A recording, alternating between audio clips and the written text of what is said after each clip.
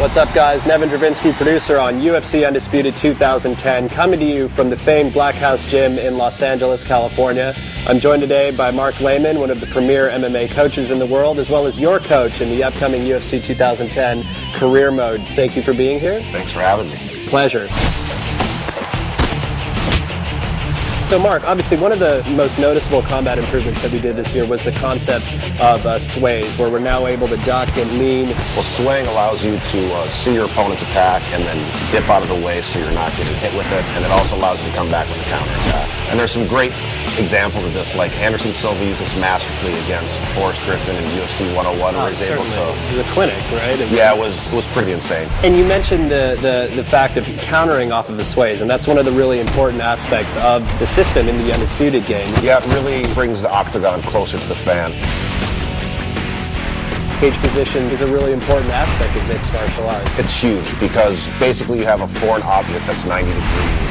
That's part of what you're fighting on, and you have to learn how to deal with it. You can use defensively and offensively. You can use it to pin your opponent up against a cage where they can't sprawl and they can get takedowns a lot easier. You can also use it to pin them in clinches where you can do striking, like Anderson Silva stuck Rich Franklin there and teed off him with the knees. And we really try to capture that in the game as well. Again, it's one of those things that makes the game more realistic.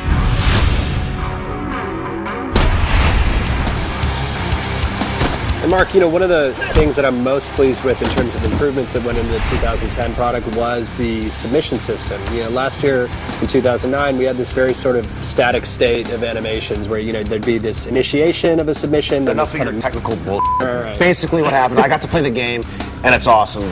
You get to actually see the joint being manipulated, and the camera zooms in to let you know what's getting torqued, and then if the guy's defending, it kind of pulls out, and it just makes it a lot more visceral, and you can feel what's really going on with the submission.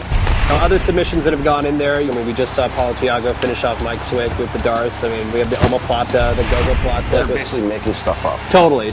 One other thing I noticed when I was playing the game is that you can transition from submissions. What did you call that? Well, so we call that submission switching. Say you're going for a Kimura, for example. Performing a submission switch will allow them to, say, switch from the Kimura to then go for an armbar. I know you guys added some new back positions, and it looks really good, or I can start to tee off like Matt Hughes did to Hoist Gracie, and looked great.